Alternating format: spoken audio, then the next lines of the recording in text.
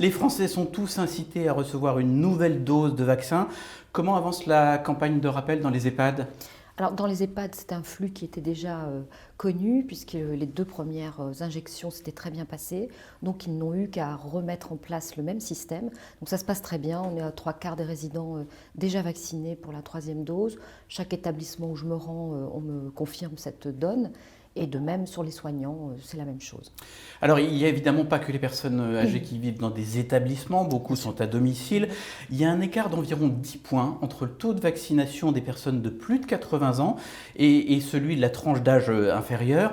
Et pour le moment, on constate le même écart sur le rappel vaccinal. Ça veut dire quoi ? On n'a toujours pas trouvé le moyen d'atteindre notamment les personnes isolées, comme l'ont fait très bien d'autres pays comme l'Espagne ? Oui, alors ça pose le problème de l'isolement des personnes âgées, dont on parle peu, mais nous travaillons beaucoup avec les collectivités locales, parce que vous savez bien qu'il faut qu'on aille au plus près des citoyens pour réussir cette vaccination.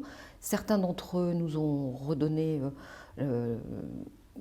sont allés chercher ces personnes chez elles, d'autres nous ont dit qu'elles ne voulaient pas se faire vacciner. Donc c'est très variable d'une collectivité C'est très à l'autre. variable, s'isolant même totalement, donc c'est inquiétant. Donc on travaille beaucoup sur cette question, mais on le fait avec des associations, avec des élus locaux. On a mis en place aussi de jeunes en mission de service civique au profit des collectivités locales par endroit. Et puis Qu'est-ce qui fait que d'autres pays y arrivent beaucoup mieux que nous ? Alors je ne sais pas, peut-être sont-ils plus convaincants que nous, mais en tout cas moi je peux vous assurer que cette question a été vraiment travaillée au plus près des territoires, avec aussi des services à domicile qui amènent les personnes vers les centres de vaccination, avec des vaccinobus, des vaccinocars par endroit.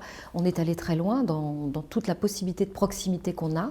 Après, vous avez au-delà de cela, quand même, c'est infime comme personnes qui refusent totalement. D'autres, c'était par difficulté de se mouvoir. Et on est en train de régler cette situation et de continuer à essayer de convaincre les personnes.